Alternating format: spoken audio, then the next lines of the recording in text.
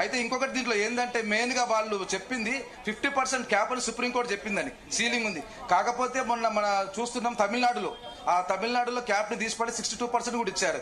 ఎందుకంటే అతి కంపల్సరీ అటువంటి పొజిషన్ కులగణాలు మన యొక్క బీసీ, మన దగ్గర చాలా మంది బీసీలు ఉన్నారు కాబట్టి వాళ్ళ యొక్క రేషియో చూసి దాని ప్రకారం 42% మన గవర్నమెంట్ ప్రపోజల్ చేయడం జరిగింది. దాన్ని కూడా 99% ఆమోదించినట్టుగా దాంట్లో మళ్ళీ తిరిగి ఉండదని అనుకుంటున్నాం. ఇప్పుడు బీసీల అంశం తెర మీదకి వచ్చింది, ఆటోమేటిక్ గా అవతల ఓసీ అంశం తెరపైకి తీసుకొచ్చి మాకు కూడా రిజర్వేషన్లు ఇవ్వాలి అని మీ పక్కన ఉన్నటువంటి ఎమ్మెల్యేనే కోరుతున్నారు. అది అయ్యుండవచ్చు కూడా.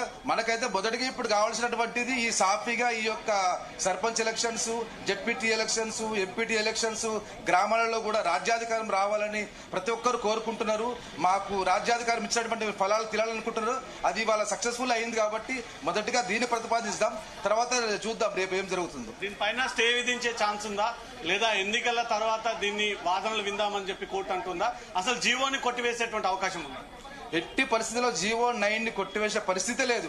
ఎందుకంటే ఒకవేళ నిన్న సుదీర్ఘ దగ్గర 5-6 గంటల చర్చ తర్వాత కూడా మన సుప్రీంకోర్టు నుంచి కూడా మన న్యాయవాది గారు మనకు కావాల్సిన ట్రిపుల్ టెస్ట్ ఏ విధంగా మనం ఆమోదించబడ్డదో, ఏ విధంగా పార్లమెంట్ కి మనం బిల్లు పంపామో, గవర్నర్ గారికి బిల్లు పంపామో, అంతేకాకుండా సెన్సస్ కులగణం కూడా చేసినాము, అవన్నీ రిపోర్ట్స్ నోటిఫికేషన్ కూడా వచ్చిందని చూపడం జరిగింది.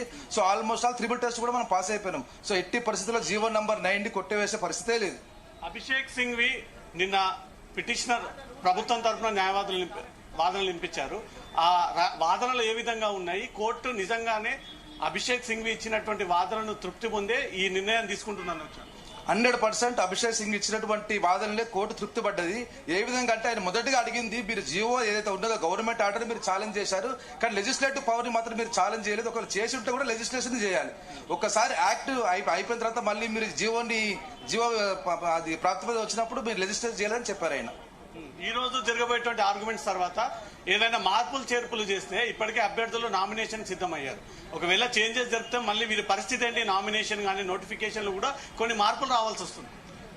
ఒక్కవేళ 99% మార్పులు అయ్యే ప్రసక్తే లేదు. కాకపోతే మాత్రం ఒక చిన్న విషయము, అనుకోని కారణాల వల్ల 1% మన అటు ఇటు అయినా గానీ ఇదా విధంగా ఎలక్షన్స్ మాత్రం జరుగుతుంటాయి. 42% 100% యాక్సెప్ట్ అయిపోయింది. ఒకవేళ జరగని పరిస్థితిలో ఏమైనా చిన్న మార్పులు జరగవచ్చు. రైట్. ఈ రోజు కూడా సేమ్ కోర్టు హాల్ ఆ రకమైనటువంటి వాతావరణంలోనే ఉంటుందా బీసీ రిజర్వేషన్ల మీద? తప్పకుండా ప్రతి ఒక్కరు వేచి చూస్తున్నారు. కేవలము మన హైదరాబాదే కాదు, యావత్ తెలంగాణ ఇవాళ రిజర్వేషన్ కోసం చూస్తుంది. సక్సెస్ఫుల్ అయిన మన అందరు ఉత్సవాలు కూడా జరుపుకుంటారు. మనకు రాజ్యాంగం ఇచ్చినటువంటి ఈ ఫలితాలను ప్రతి ఒక్కరు ఆనందించాలి, ఈ పండ్లు తినాలి. ఒక వర్గం వారు వాళ్ళ కీచక బుద్ధితోటి జీవో నంబర్ 9 ని తోసిపుచ్చాలని ఎన్ని ప్రయత్నాలు చేసినా గానీ మన ప్రభుత్వం అన్ని ఆలోచించి 10 విధాల ప్లాన్ చేసే ఇవాళ జీవో 9 తేవడం జరిగింది. ఆయన సక్సెస్ఫుల్ గా అయింది. దాని ఎట్టి పరిస్థితుల్లో కూడా బ్యాక్ తీసుకునే పరిస్థితి లేదు. ప్రభుత్వం తీసుకున్న నిర్ణయం పైన కొన్ని విమర్శలు ఉన్నాయి, కొంత అనుకూలత కనబడుతోంది. న్యాయవాదిగా ప్రభుత్వం ఈ నిర్ణయం తీసుకోవడం కరెక్ట్ అంటారా, దీన్ని సమర్థిస్తారా? ఇప్పుడు ఇక్కడ ప్రభుత్వము అనే విషయం కాకుండా మనకున్నటువంటి బీసీ ఎవరైతే బీసీ వర్గాలు ఉన్నాయో వాళ్ళు ఎప్పటి నుంచో వాళ్ళు కుంగ పడిపోతున్న సంగతి అందరికీ తెలుసు. వారి యొక్క రాజ్యాధికారం కోసం వాళ్ళు ప్రాచుర్యపడుతూ 50-60 సంవత్సరాల నుంచి వాళ్ళు కష్టపడుతున్నారు. వారి యొక్క ఫలితం ఇవాళ జరిగిందని చెప్పొచ్చు. దానికి 42% రిజర్వేషన్ కూడా మనకు వచ్చింది. వాళ్ళు చెప్పడం ఏంటంటే 42% అసలు ఇస్తే 50% క్యాప్ మీరు దాటిపోతారు, దానికోసం చేయొద్దని అనుకున్నారు. అయినా కానీ మన తమిళనాడు ఎగ్జాంపుల్ తీసుకొని మనకు ఎట్టి పరిస్థితుల్లో కూడా 42% రిజర్వేషన్ వస్తుంది. తెలంగాణలో ఇప్పుడు 42% కొత్తగా ఈ రిజర్వేషన్ అమల్లోకి తీసుకొస్తే గతంలో ఉన్నటువంటి 18% రిజర్వేషన్ కలిపితే 68 నుంచి 69 వరకు రిజర్వేషన్ చేరుకుంటుంది.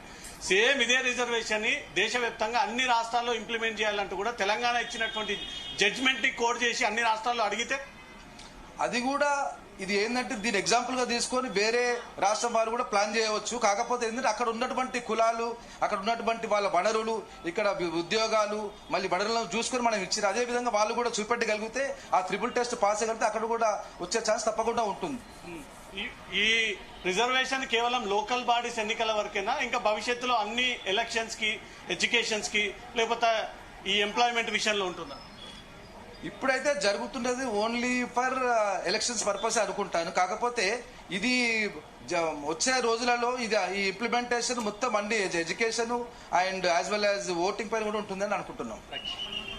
న్యాయవాదులు నిన్న జరిగినటువంటి హియరింగ్స్ విషయానికి వస్తే నిన్న సానుకూలంగానే జరిగింది. ఇప్పటి వరకు 90% పైగా కోర్టు బీసీ రిజర్వేషన్ల పైన అనుకూలంగా ఉంది. ఇంకా 10% ఈ రోజు జరగబోయేటువంటి ఈ వాదనల తర్వాత కోర్టు స్పష్టమైనటువంటి ఆదేశాలు ఇచ్చేటువంటి అవకాశం ఉంది. ఎందుకంటే ఇప్పటికే ఎన్నికలు రాబోతా ఉన్నాయన్న ఒక విషయాన్ని కూడా కోర్టు దృష్టికి తీసుకెళ్లారు. కానీ ఎన్నికల నోటిఫికేషన్ విషయంలో కానీ, నామినేషన్ల విషయంలో కానీ, ఎన్నికల విషయంలో కానీ కోర్టు ఎక్కడ కూడా ఎలాంటి అడ్డంకి మాత్రం తెలియజేయలేదు. లాస్ట్ మూమెంట్ వరకు కూడా పిటిషనర్ తరపున న్యాయవాదులు ఈ ఎన్నికలు జరగకుండా అడ్డుకునేటువంటి ప్రయత్నాలు కూడా జరిగాయి. లాస్ట్ మూమెంట్ లో ఈ నోటిఫికేషన్ రిలీజ్ చేయకుండా ఉండండి, నామినేషన్ వేయకుండా ఆపండి అనే పిటిషనర్ తరపున న్యాయవాదులు చివరి నిమిషం వరకు కూడా సీజే బెంచ్ పైన రకరకాల ప్రయత్నాలు చేశారు. కానీ సీజే బెంచ్ ఎక్కడ కూడా ఎన్నికల విషయంలో ఏ రకమైనటువంటి అడ్డంకి ఏర్పాటు చేయకుండా యథాతథంగా కంటిన్యూ చెయ్యండి అని చెప్పకుండా ఈ నిర్ణయాన్ని తీసుకొని ఎన్నికల కమిషనే ఈరోజు నోటిఫికేషన్ రిలీజ్ చేయడం జరిగింది. ఎప్పుడు నామినేషన్ వేయాలి, ఎప్పుడు విత్డ్రా చేయాలి, ఎప్పుడు క్యాండిడేట్ ని ఫైనల్ చేయాలి, పోలింగ్ ఎప్పుడు, రిజల్ట్స్ ఎప్పుడు అంటూ కూడా ప్రతిదీ టైంతో సహా డేట్ తో సహా కలిపి ఎన్నికల కమిషన్ ఈ రోజు నోటిఫికేషన్ రిలీజ్ చేసింది.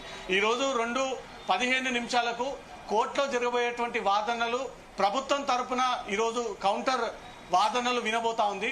దాంతో పాటు చాలా మంది నిన్నటి వరకు 8, 9, 10 మంది వరకే ఉన్నటువంటి ఇంప్లీడ్ పిటిషన్స్ ఈ రోజు సుమారు 60 మందికి పైగా ఇంప్లీడ్ పిటిషన్స్ అయినట్టుగా తెలుస్తోంది.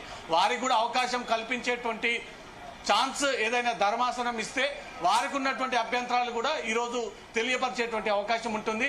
ప్రభుత్వం తరపున వాదనలు మొదట ప్రారంభం కాబోతా ఉన్నాయా, ఇంప్లీడ్ అయినటువంటి పిటిషనర్ తరపున న్యాయవాదులు వారి యొక్క అభిప్రాయాలు వ్యక్తం చేయబోతా ఉన్నారా?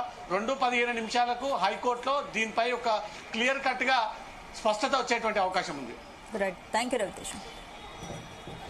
ప్రభుత్వం జారీ చేసిన జీవో 9 కు తాము వ్యతిరేకం కాదని స్పష్టం చేశారు కామారెడ్డి బీజేపీ ఎమ్మెల్యే కాటిపల్లి వెంకటరమణారెడ్డి.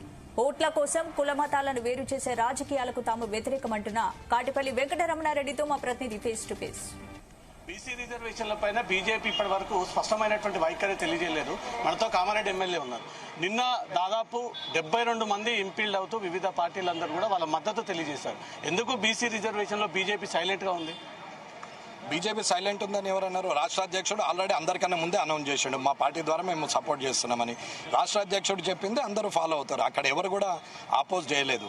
అన్నిటికన్నా ముఖ్యమైనది ఏంటంటే కోర్టుకు బీసీ రిజర్వేషన్ గురించి కాంగ్రెస్ ప్రభుత్వం మొదలుపెట్టిందని కాంగ్రెస్ వాళ్ళు అంటున్నారు. మరి వాళ్ళు ఇంప్లీట్ అయినటువంటి అన్ని పార్టీలు అంతకుముందు ఎందుకు మొదలు పెట్టలేరు? మొదలు పెట్టాలి కదా. ఇది గమనించాలి అందరూ కూడా. కోర్టుకు వచ్చినంత మాత్రాన సత్యపూసలు వీరందరూ చాలా నిజాయితీ పరులు అనుకుంటే వీళ్ళంతా అవకాశవాదులని నేను చెప్తున్నాను. నిజాయితీగా పనిచేసేది ఉంటే నిజాయితీగా మాట్లాడొచ్చు. బీసీలకు వ్యతిరేకం కాదు. ఎస్సీ, ఎస్టీ, బీసీకి ఎట్లా రిజర్వేషన్ ఉందో ఓసీకి కూడా అట్లనే రిజర్వేషన్ ఆ పర్సంటేజ్ ప్రకారం ఇచ్చేసి జనరల్ సీట్లో అందరూ పోటీ చేయొచ్చు. ఏముంది, ఇక గొడవే లేదు కదా. ఓసీకి కూడా రిజర్వేషన్ పెట్టేస్తే అయిపోతుంది. ఒకప్పుడు పెత్తందారులు ఉండే, భూస్వాములు ఉండే, పటేన్లు ఉండే, పట్వారీలు ఉండే, 100 ఎకర ఆసాములు ఉండే, వాళ్ళందరూ తాత ముత్తాతల నుంచి వాళ్ళు నడుపుకుంటూ వచ్చిండే. కాబట్టి ఆ టైంలో బడుగు బలైన వర్గాలు ఉన్నారు, వృత్తి పని చేసుకుంటున్నారు, కూళ్ళు చేసుకొని బతుకుతారు. ఇటువంటి వాళ్లకు రిజర్వేషన్స్ ఉంటే రేపొద్దున రాజకీయ వ్యాపార రంగంలో అన్నిట్లో కూడా వాళ్ళు పైకి వస్తారు. ఉద్యోగ రంగంలో కూడా ఉద్యోగాలు వస్తాయి, చదువుకుంటే చదువుకుంటారు. రిజర్వేషన్ వల్ల చదువులు వస్తాయని చెప్పి ఎస్సీ, ఎస్టీ, బీసీలకు అప్పుడు రిజర్వేషన్ పెట్టారు. వస్తున్నటువంటి 70 సంవత్సరాల్లో మారిన మార్పుల వల్ల పెత్తందరి వ్యవస్థ అయింది. భూస్వాములు వేరు, అందరు వేరు. వెల్మలల్లో లేనివాడు కూలిపోయేవాడు ఉన్నాడు. ఫార్వర్డ్ క్లాస్లో ముస్లిమ్స్ ఉన్నోళ్ళు ఇవాళ పండ్ల అమ్ముతున్న వాళ్ళు ఉన్నారు. కోమట్లు ఇవాళ పోయి బజ్జీలు వేసుకుంటూ రోడ్డు మీద బతుకుతున్న వాళ్ళు ఉన్నారు. అలాగే బ్రాహ్మణులు ఇప్పటికీ గుళ్ళలో పూజ తప్పితే అది చేయకపోతే బతకలేని వారు ఉన్నారు. అలాగే రెడ్డిలలో కూడా వ్యవసాయం చేసే వాళ్ళే ఎక్కువ మంది ఉన్నారు. వీళ్ళందరికీ కూడా